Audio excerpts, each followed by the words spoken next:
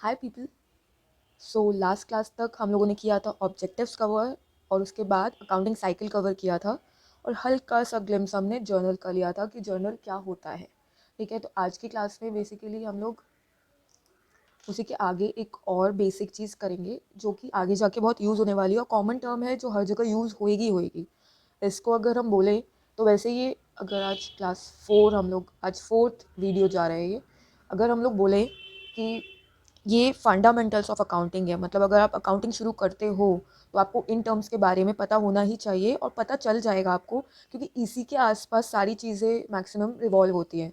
तो बेसिकली हम लोग अगर लिखें फंडामेंटल्स ऑफ अकाउंटिंग,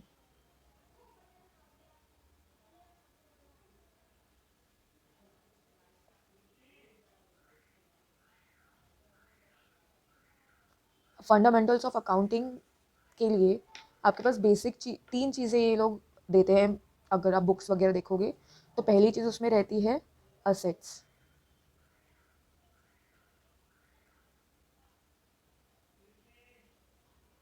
दूसरी चीज़ आपके पास आ जाती है लाइबिलिटीज़ और तीसरी चीज़ आ जाती है ओनर्स इक्विटी।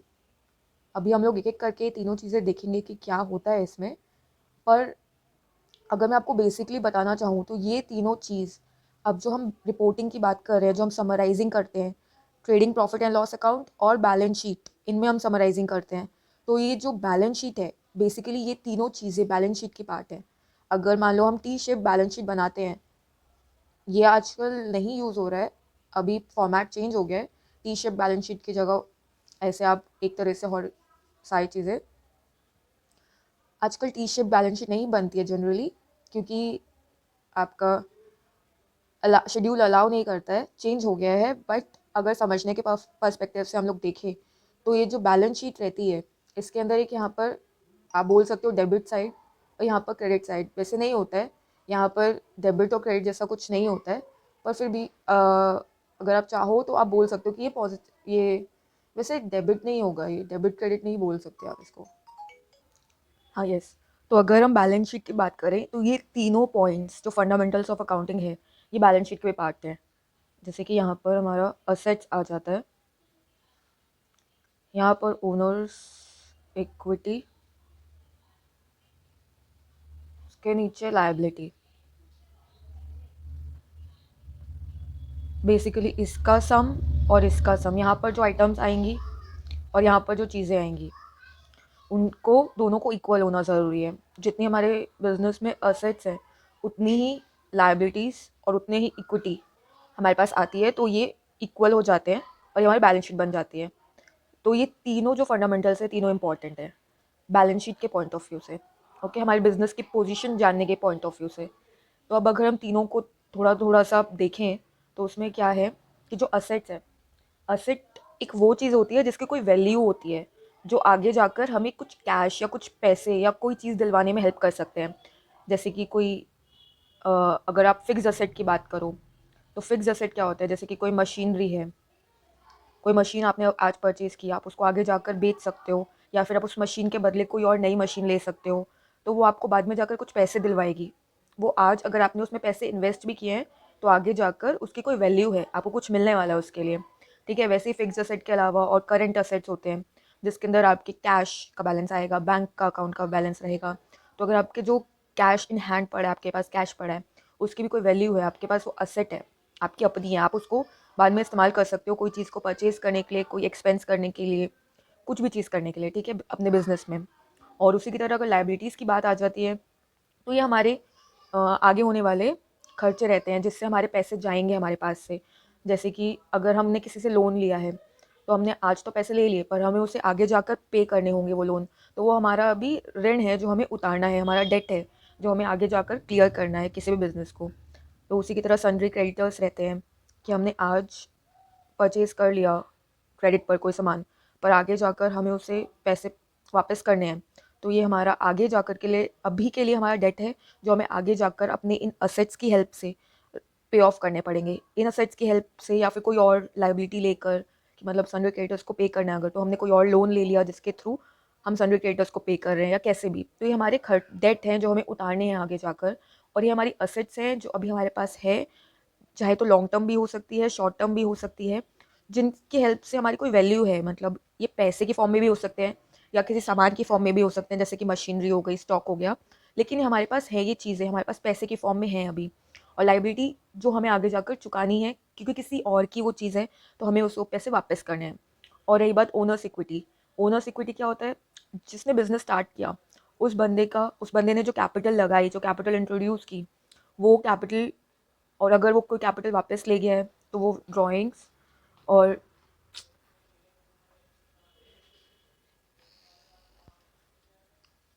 अगर वो कैपिटल कोई वापस ले गया है तो वो ड्राइंग्स, और जितना प्रॉफिट उसने प्रॉफिट एंड लॉस अकाउंट से या बिजनेस करके उसने कमाया, वो सारे प्रॉफिट को इसमें एडजस्ट करने के बाद ओनर्स इक्विटी का बैलेंस आता है।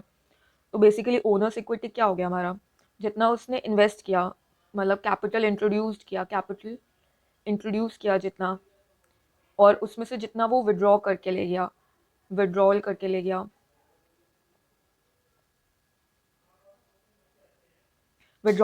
गया, उसमें जितना प्रॉफिट्स अर्न किया उसने अपने बिजनेस में, इन इन तीनों को इन तीनों एलिमेंट्स को यूज़ करके जो अमाउंट हमारा आता है वो ओनर्स इक्विटी बन जाता है, जो कि बिजनेस में लगाया रहता है एक बिजनेसमैन ने बिजनेस को चलाने के पर्पज़ से। जो ट्रेडिंग वगैरह होती है, या जो स्टार्टिंग में जो परचेज की गई या जो भी एक्सपेंसेस किए गए, वो सब जो कैपिटल ओनर ने इंट्रोड्यूस की रहती है या फिर जो लोन लिया रहता है, उन सब की हेल्प से ही होता है। फिर लेकिन आगे जाके हो सकता है कि वो बिज़नेस से कुछ पैसे निकाले भी, क्योंकि प्रॉफिट भी होते रहते हैं, या फिर मान लो उतने पैसे की ज़रूरत नहीं है और लोन वोन ले लिया, तो उसने विड्रॉ किए कुछ पैसे, और प्रॉफिट जो उसने बिज़नेस से कमाया प्रॉफिट, वो प्रॉफिट ओनर का ही है, जो बिज़नेसमैन है उसी का है, तो वो भी उसकी इक्विटी बन जाता है, वो एक ओनर की इक्विटी में सब ऐड हो जाते हैं। तो बेसिकली तीनों एलिमेंट्स हैं जो कि फंडामेंटल्स हैं बिजनेस अकाउंटिंग के, और तीनों ही बैलेंस शीट के लिए बहुत इंपॉर्टेंट हैं। ओके, तो अगर अब इसको देखें तो फंडामेंटल्स ऑफ अकाउंटिंग में बेसिकली मेन 3 चीज़ें यही है, फंडामेंटल्स ऑफ अकाउंटिंग बोल के। अब इसके बाद अगर हम देखें आज, तो नेक्स्ट चीज़ देखते हैं कि एडवांटेजेस ऑफ अकाउंटिंग। तो एडवांटेजेस क्या होंगे? मतलब फ़ायदे, अकाउंटिंग अगर कोई इंसान करता है, कोई बिजनेसमैन करता है, तो उसको उसके क्या फ़ायदे हैं, क्या उसको फ़ायदे मिल सकते हैं, एडवांटेजेस मिल सकते हैं अकाउंटिंग करने के, और वो क्यों मतलब करे अकाउंटिंग, उसको क्या फ़ायदे होंगे या क्या फ़ायदे होते हैं जनरली, तो उसके लिए एडवांटेजेस ऑफ अकाउंटिंग। तो सबसे पहले पार्ट तो हम लोग ये सब चीज़ें वैसे करेक्टरिस्टिक्स में, और जब हमने ऑब्जेक्टिव्स देखे, उसकी डेफिनेशन देखी, तो हमें ऑलमोस्ट आइडिया लग चुका है कि क्या क्या फ़ायदे होते हैं एडवांटेजेस ऑफ अकाउंटिंग के। और अगर हम लोग ना भी अगर बुकिश ना लिखना चाहें, हम लोग वैसे भी खुद से भी पॉइंट्स लिख सकते हैं। बहुत सारे पॉइंट्स रिलेटेबल ईजिली बन जाते हैं, फंडामेंटल से निकल जाएंगे, कुछ कुछ ऑब्जेक्टिव से, कुछ करेक्टरिस्टिक्स से, हर चीज़ से, मतलब पॉइंट से इसके बन ही जाएंगे। लेकिन अगर हम वैसे बात करना शुरू करें, तो सबसे पहले तो फ़ायदा क्या होता है कि ये बिज़नेस को हेल्प करता है कंप्लीट और सिस्टमेटिक रिकॉर्ड रखने में। तो provides complete and systematic record, ये इसका ऑब्जेक्टिव भी यही है। हमने पढ़ा था लास्ट वीडियो में कि जो अकाउंटिंग है उसका एक ऑब्जेक्टिव भी यही है कि वो कंप्लीट और सिस्टमेटिक रिकॉर्ड रखना चाहता है ट्रांजैक्शंस का, ताकि कोई भी चीज़ की भूल चूक ना हो, बिजनेस एक फॉर्मल अच्छे तरीके से चले, और कोई बिजनेस में फ्रॉड वगैरह ना हो, हर चीज़ का उसके पास रिकॉर्ड रहे, ताकि वो आगे जाके कहीं पर प्रेजेंट भी कर सके उन रिकॉर्ड्स को। ठीक है, ये बेसिक चीज़ है कि कंप्लीट और सिस्टमेटिक रिकॉर्ड बनता है अगर आप अकाउंटिंग करते हो तो, वरना तो वाउचर्स इधर उधर पड़े रहते हैं। पर अगर आपने उसको सिस्टमेटिक रिकॉर्ड एक अकाउंटिंग फॉर्मेट में, मतलब जर्नल में उतार लिया, लेजर बना दिया, फिर आपने उसको फाइनल समराइज करके बैलेंस शीट वगैरह में भी उतार दिया, तो एक कंप्लीट और सिस्टमेटिक रिकॉर्ड बन जाता है आपका, जो आप कभी खुद भी रेफर कर सकते हो, किसी और को भी दे सकते हो रेफर करने के लिए। ठीक है, अब इसी से बहुत सारे पॉइंट्स निकलते हैं। अब क्योंकि कंप्लीट एंड सिस्टमेटिक रिकॉर्ड बन गया है, तो अब ये क्या है, मैनेजमेंट को हेल्प करेगा, helps management of business, helps in management of business. अब ये बिज़नेस की जो मैनेजमेंट है, बिज़नेस को चलाने में हेल्प करता है। अब बिज़नेस को चलाने में किस तरह से हेल्प कर सकता है? एक तो अगर आपके पास सिस्टमेटिक रिकॉर्ड्स हैं, तो आप उसके अकॉर्डिंग प्लानिंग कर सकते हो कि आपको अपनी सेल्स जो है वो बढ़ानी है कि कम करनी है, आपके जो परचेजेज़ हैं वो इनफ है उतनी सेल्स को हैंडल करने के लिए, और जो आप डायरेक्ट एक्सपेंसेस कर रहे हो, जैसे कि कोई कार्टेज इनवर्ट्स, मतलब आपने कोई सामान मंगवाया है, उसको किसी ट्रांसपोर्टेशन कोई लगाया, उसके ऊपर कोई चीज़ लगाई, आपने कोई खर्चा किया, तो उतना खर्चा ठीक है या नहीं है, या आपको कुछ चेंजेस करने पड़ेंगे, आपको मतलब सारी चीज़ों के आइडिया देगा कि आपको कितना मतलब नेक्स्ट पीरियड के लिए आपको क्या सोचना है, आपको नेक्स्ट पीरियड के लिए भी एक आइडिया देगा कि हाँ आपको आगे जाकर अपने ये चेंजेस करने पड़ेंगे, कैश में या फिर बिजनेस के असेट्स में या कोई भी चीज़ में आपको ये चेंजेस करने पड़ेंगे। तो एक प्लानिंग की हेल्प करता है, क्योंकि आपके पास प्रॉपर रिकॉर्ड्स है तो आप उनको देख के जान सकते हो कि मैंने इस बार इतना इतना इन्वेस्ट किया था, मुझे इतना इतना प्रॉफिट मिला, या इतने इतने मेरे पास इन्वेस्टर्स आए जिन्होंने मेरे बिजनेस में मुझे पैसा दिया, या इतने लोग आए जिनसे मैंने पैसा लिया, या फिर अगले साल मुझे यही कंटिन्यू रखना चाहिए, या इसमें क्या बढ़ाऊँ क्या कम करूँ। ये सारी चीज़ें हेल्प करता है अकाउंटिंग करने में, ठीक है। और प्लानिंग करने में हेल्प करता है। प्लानिंग कर अगर कोई बंदा कर पाएगा तो उसी से वो डिसीजन भी ले पाएगा इजीली। वो डिसीजन मेकिंग कर पाएगा कि मतलब उसके पास सारी इन्फॉर्मेशन है, वो डिसीजन ले सकते हैं कि अगर वो कोई सामान बना रहा है तो उसकी कितनी प्राइस रखे, क्योंकि उसका इतना खर्चा है या फिर उसने इतने एक्सपेंसेस किए हैं। तो अब वो ये चाहेगा कि उसको उसके पैसे भी मिले। तो अगर सारे एक्सपेंसेस का एक प्रॉपर रिकॉर्ड बन गया तो वो ये जान सकेगा कि हाँ मुझे इतनी सेल्स तो करनी ही पड़ेगी, या फिर इतना सेल प्राइस तो मुझे रखना चाहिए कि मुझे फ़ायदा एटलीस्ट नुकसान ना हो। अगर नुकसान भी हो रहा है तो वो वाजिब नुकसान हो, और फ़ायदा रहे या फिर नो प्रॉफिट नो लॉस, जो भी उसका मतलब ऑब्जेक्टिव है, जितना वो प्रॉफिट का सोच के चल रहा है उतना अगर फुलफिल हो जाए तो वो उतना सेलिंग प्राइस उस हिसाब से रखेगा। और या फिर ये मान लो कोई उसने प्रोडक्ट अगर स्टार्ट किया तो वही सोचेगा कि ये प्रोडक्ट को मैं आगे बढ़ाऊँ या ना बढ़ाऊँ, इस प्रोडक्ट में कितना प्रॉफिट हो रहा है मेरे को, या फिर इस प्रोडक्ट को करने से मुझे सिर्फ लॉस ही हो रहा है। तो वो उस हिसाब से डिसीजन ले पाएगा। और अगर डिसीजन मेकिंग सोचे और फिर उसके बाद प्लानिंग हुआ, डिसीजन मेकिंग हुआ, और कंट्रोलिंग में भी हेल्प करेगा। मतलब कि कंट्रोलिंग एक तरह से कि अगर आपने कोई खर्चे किए, वही रिलेटेड पॉइंट है कि अगर आपने कोई खर्चे किए तो आपको पता चल जाएगा कि ये एक्सपेंसेस मैंने किए, यार इसकी तो ज़रूरत ही नहीं थी।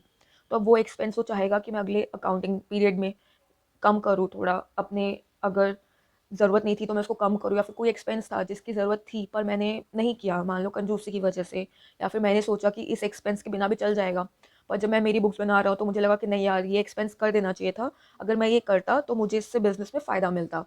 तो ये एक्सपेंसेस को कंट्रोल करने में भी हेल्प करेगा, और मैनेजमेंट की प्लान करने में कि हाँ इस तरह से मुझे ये इस तरह से एक्सपेंस रखने चाहिए, इतना मतलब हम मुझे अपना बढ़ाना चाहिए सेल्स, या कॉस्ट ऑफ प्रोडक्शन इतनी रखनी चाहिए। तो वैसे डिसीजन लेने में भी कि हाँ ये बिज़नेस करना चाहिए मुझे, या फिर ये सेलिंग प्राइस रखूँ मैं तो मुझे नुकसान नहीं होगा, ये सब चीज़ें। तो ये मैनेजमेंट को हेल्प करता है बिज़नेस में। और अगर थर्ड पॉइंट हम देखें तो इन्फॉर्मेशन देता है। इन्फॉर्मेशन किसकी देता है?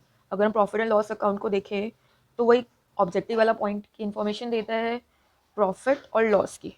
हमारे बिजनेस में कितना प्रॉफिट हुआ है हमें, या कितना लॉस हुआ है हमें, उसकी इन्फॉर्मेशन ये देता है कि हाँ इतना हमने एक्सपेंस किए थे, इतने हमने इनकम कमाई, और इतना हमें लॉस या सफ़र हुआ, या हमने इतना प्रॉफिट अर्न किया।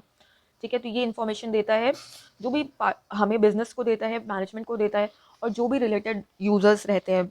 यूज़र्स जैसे कि हमने पहले भी बात की थी, जैसे इन्वेस्टर्स जो हमारे बिजनेस में इन्वेस्ट करना चाहते हैं, या कस्टमर्स या वर्कर्स जो हमारे साथ काम करना चाहते हैं, तो ये सभी की इन्फॉर्मेशन देता है।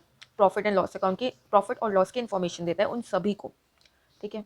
और नेक्स्ट पॉइंट अगर हम देखें तो financial information of financial position. अब अगर हमने प्रॉफिट एंड लॉस अकाउंट से प्रॉफिट और लॉस की इन्फॉर्मेशन देता है ये, तो बैलेंस शीट की हेल्प से हमें फाइनेंशियल पोजीशन की भी इन्फॉर्मेशन देता है कि हम आज बिजनेस में कहाँ खड़े हैं, हमने कितने उधार लिए हुए हैं, और कितनी हमारे पास असेट्स हैं, कितनी हमारे पास उधार लिए हुए हैं, कितने हमारे पास असेट्स हैं अभी, और कितनी इक्विटी कितनी कैपिटल में ला चुका हूँ, कितनी कैपिटल निकाल चुका हूँ, और कितने प्रॉफिट्स हैं, सारी चीज़ की इन्फॉर्मेशन देता है। तो उससे हमें पता चलता है कि हाँ आज हम बिज़नेस में कहाँ खड़े हैं। ठीक है। और इसी के साथ अब कंपैरेटिव स्टडी करता है। अब हमने ये पहले भी पढ़ा था, ऑब्जेक्टिव्स में ही पढ़ा था, और नीड्स में भी पढ़ा था, नॉर्मल चीज़ पढ़ा था हमने ये कि कंपैरेटिव स्टडी में हेल्प करता है। अब जैसे एक ईयर का डेटा है 2018 का, अब हमें उसे 2019 से अगर कंपेयर करना है, और अगर प्रॉपर बुक्स बनी हुई है अकाउंटिंग की हेल्प से, तो हम उसको ईजिली कंपेयर कर सकते हैं कि हाँ 2018 में हमारे इतने प्रॉफिट्स थे, 2019 में हमारे इतने प्रॉफिट्स हैं या लॉस है, तो हमारे क्या क्या चेंजेस हमने किए और क्या क्या चेंजेस अभी हमें और करने पड़ेंगे अपने बिजनेस को अच्छे से चलाने के लिए। तो ये एक ईयर के डेटा को, एक अकाउंटिंग साइकिल के डेटा को दूसरे अकाउंटिंग पीरियड या दूसरे अकाउंटिंग साइकिल के डेटा से ईजिली कंपेयर करवाने में हेल्प करता है। ये एक एडवांटेज हो गया इसका। और एक हो गया कि हेल्पफुल होता है ये असेसमेंट ऑफ टैक्स लायबिलिटी में। Assessment of tax liability. अब अगर हमारे पास proper profit and loss account, trading account बना हुआ है, तो हम उसकी हेल्प से हमें पता चल जाएगा कि हाँ हमारी इतनी इनकम हुई है। तो अब इतनी इनकम हुई है तो उसके अकॉर्डिंग फिर हमारा टैक्स जो बनेगा वो असेस होने में ईजी हो जाएगा, और जो डिपार्टमेंट रहेगा इनकम टैक्स डिपार्टमेंट, उसको भी ईजी हो जाएगा कि हाँ इतना इतना रिकॉर्ड है, इसने ये सब चीज़ें मेंटेन करके रखी हुई है। हाँ, इसने इतनी इनकम की, इतना इसका एक्सपेंस है, इतना प्रॉफिट है अब इसके पास, उसके अकॉर्डिंग हम टैक्स लगाएंगे। ठीक है, तो असेसमेंट में भी हेल्प करता है और डिपार्टमेंट, गवर्नमेंट डिपार्टमेंट को भी हेल्प करता है जानने में कि हाँ टैक्स लायबिलिटी जो उसने लगाई है वो ठीक है कि नहीं है। उन बुक्स को देख करके वो जज कर सकते हैं कि हाँ ठीक है। ओके, तो ये एक एडवांटेज हो गया। एक एडवांटेज होता है एविडेंस, जो हमने वैसे भी देखा कि इसको आप एक फॉर्मल तरीके से बनाते हो अकाउंटिंग को, तो एक फॉर्मल वे हो जाता है प्रेजेंटेशन का, जिसको आप कहीं पे भी दिखा सकते हो, किसी को बता सकते हो, खुद भी देख सकते हो कि हाँ ऐसे ऐसे ये चीज़ हुई थी और ऐसे ऐसे होने वाली हम करेंगे आगे या जो भी। तो एक प्रूफ की तरह हो जाता है ये हर चीज़ में। और अगर वैसे देखा जाए, अगर फॉर्मल और फॉर्मल तरीके से बात करें तो ये लीगल मैटर्स में भी हेल्प करता है, एविडेंस ऑफ लीगल मैटर्स। मतलब कि मान लो अगर आपके पास कोई केस हो जाता है, आपके ऊपर कोई बंदा केस कर देता है कि या मान लो इनकम टैक्स डिपार्टमेंट ने भी केस कर दिया कि जी आपके इतने प्रॉफिट तो नहीं थे, इतने प्रॉफिट थे, लेकिन अगर आपने प्रॉपर रिकॉर्ड्स बनाए हुए हैं तो आप उनको प्रेजेंट करके बता सकते हो नहीं, ये रहे मेरे सोर्सेज या ट्रांजेक्शन की लिस्ट, और ये रही मेरी सारी बुक्स की मैंने ये देखो प्रॉपर अकाउंटिंग की हुई है और मेरे को इतना ही प्रॉफिट हुआ है, या मैंने जो एक्सपेंसेस दिखाए या जो डाटा दिखाया है उतना ही सब कुछ हुआ है, कुछ कम ज़्यादा नहीं है। तो एक एविडेंस की तरह काम करता है। और अगर 8 पॉइंट देखा जाए हमारा, अब जैसे आपको बिज़नेस आपने कर लिया, अब आपको मान लो ये बिज़नेस बंद करना है, तो आप ये बिज़नेस बंद करके दूसरा बिज़नेस अगर करना चाहते हो, तो आप ये बिज़नेस किसी को बेचना चाहोगे, तो अगर आप कोई खरीदेगा क्यों, एक तो आपकी गुडविल होगी मार्केट में, तो उस बेसिस पे खरीदेगा। और अगर आपने प्रॉपर बुक्स बना ली हैं अपनी कि हाँ ये हमारे पास सारी चीज़ें डॉक्यूमेंट्स हैं हमारे पास हमारे, और ये असेट्स हैं हमारे पास सारे डेटा उसके अवेलेबल हैं, हम ऐसे खर्चे करते हैं, हमारी जो गुड्स है वो ये वाले गुड्स हैं और इतना स्टॉक अभी पड़ा हुआ है, सारी चीज़ के प्रूफ हो जाएंगे। तो जो खरीदने वाली पार्टी है उसको भी पता है कि हाँ इसने रिकॉर्ड बनाए हुए हैं और एक्चुअल में भी हमें इतना ही दिख रहा है, तो उनको एक श्योरिटी मिलती है परचेस करने से पहले। तो वो बिज़नेस परचेस करने से पहले इन डॉक्यूमेंट्स के ऊपर, इन अकाउंटिंग प्रूफ्स के ऊपर रिलाई करेंगे। ठीक है, तो अगर हम लिखें तो यहाँ पर लिख सकते हैं हम कि फैसिलिटेट्स या फिर फैसिलिटेट्स और help in sale of business, business को बेचने में हेल्प करता है। ठीक है, और उसके बाद ये सारे पॉइंट्स हो गए। अब अगर यूजर्स की बात करें, हमें यहाँ पर लोन्स जो मिलते हैं, तो वो लोन्स क्यों कोई ऐसे ही थोड़ी ना दे देगा, पहले वो भी देखेगा कि हाँ जो मैं लोन दे रहा हूँ जिस बंदे को, क्या उसको लोन देना सही भी है, क्या ये मेरे पैसे वापस कर पाएगा या नहीं कर पाएगा, कहीं मेरे पैसे फंस तो नहीं जाएंगे, और अगर मैं पैसे इन्वेस्ट कर रहा हूँ तो मुझे उस पर कितने पैसे एक्स्ट्रा मिलने की उम्मीद है, सही जगह मैं इन्वेस्ट कर रहा हूँ नहीं कर रहा हूँ। तो ये सारी चीज़ें देखने के लिए भी अगर आपके प्रॉपर अकाउंटिंग प्रॉपर रिकॉर्ड बने हुए हैं, तो आप वो दिखाकर बोल सकते हो कि देखो मेरे इतने असेट्स रहते हैं या फिर इतनी मेरी लायबिलिटीज़ रहती है और मैं चुका देता हूँ, इतने पीरियड में मैं चुका देता हूँ और मेरे बिजनेस से इतना प्रॉफिट आता है ही, तो तुम्हारे पैसे कहीं नहीं गए, तुम्हारे पैसे मैं वापस कर दूंगा। तो एक श्योरिटी हो जाती है जो बंदा आपको लोन दे रहा है उसको भी कि हाँ पैसे वापस मिल जाएंगे, तो वो आपको लोन देने की सोचेगा आगे। तो लिख सकते हैं हम हेल्पफुल इन रेजिंग लोन्स। ठीक है, और उसके बाद अगर लोन्स में इसने हेल्प करी, और उससे से रिलेटेड पॉइंट है फिर हमने यहाँ पर किया था कि कंप्लीट एंड सिस्टमैटिक रिकॉर्ड अगर बनाएगा तो उसकी हेल्प से जो फ्रॉड एंड एरर्स है वो प्रिवेंट और डिटेक्ट हो जाएंगे। Fraud and errors prevention and detection prevent हो जाएंगे, हमें बुक्स के थ्रू पहले ही पता चल जाएगा कि हाँ ये चीज़ें हैं। और अ, मान लो एम्प्लॉयज़ के पर्सपेक्टिव से एम्प्लॉयज़ को पता है कि हाँ हमारे ऊपर एक वॉच रखी जा सकती है कि ये डॉक्यूमेंट्स थे, पर बुक्स मतलब एक्चुअल में इतना पैसा नहीं है, बुक्स में तो दिख रहा है कि 1000 रुपये, पर एक्चुअल गले में अगर जाके देखें तो सिर्फ 100 रुपये, तो वो 900 रुपये कहाँ हुए, हमसे पूछा जा सकता है। तो एक फ्रॉड एंड एरर जो है वो एक तरीके से डिटेक्ट हो जाएगा, प्रिवेंट हो जाएगा कि नहीं होगा वो फ्रॉड एंड एरर। तो ये चीज़ हो गई, ये 10 पॉइंट्स हो गए। अब इसके अलावा भी बहुत सारे पॉइंट्स हमारे हो सकते हैं।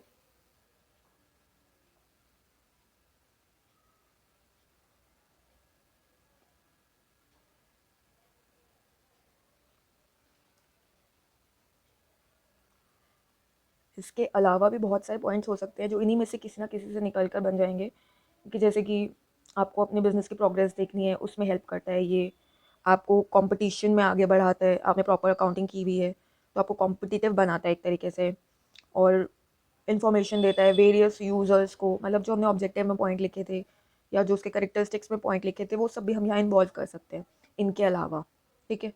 पर बेसिकली हमने ये 10 अभी कवर कर लिए हैं, और बाकी ऑब्जेक्टिव्स, करेक्टरिस्टिक्स सब में से आप कुछ कुछ पॉइंट्स उठाकर लिख सकते हो, ऐसा कुछ नहीं है। पर हेडिंग जो है वो थोड़ी ढंग से बतानी चाहिए चीज़ को, जैसे कि provides complete and systematic record. तो ये जो कंप्लीट एंड सिस्टमैटिक रिकॉर्ड है, ये चीज़ अपने आप में बहुत बात कह जाती है। तो पॉइंट्स भी थोड़े ढंग के होने चाहिए, और इसके अंदर का मैटर बना के लिख सकते हैं, पर वो जो मैटर है वो इसी पॉइंट से, हेडिंग से रिलेट करना चाहिए। ऐसे नहीं कि हेडिंग कुछ लिखी और अंदर कुछ भी चल रहा है, तो कोई फ़ायदा नहीं होगा। हेडिंग भी से भी रिलेटेबल होना चाहिए वो पॉइंट। ईजी है बनाकर लिखना, अगर आपकी हेडिंग सही है तो आप बनाकर लिख सकते हो, पर पॉइंट से रिलेवेंट चीज़ें ही होनी चाहिए। ऐसा नहीं कि बाहर कुछ और अंदर कुछ मिले, ऐसा नहीं होना चाहिए। ओके, तो इसी के साथ हम नेक्स्ट लेक्चर में डिसएडवांटेजेस कवर करेंगे। तो ये वाला यही एंड करते हैं। Okay, bye.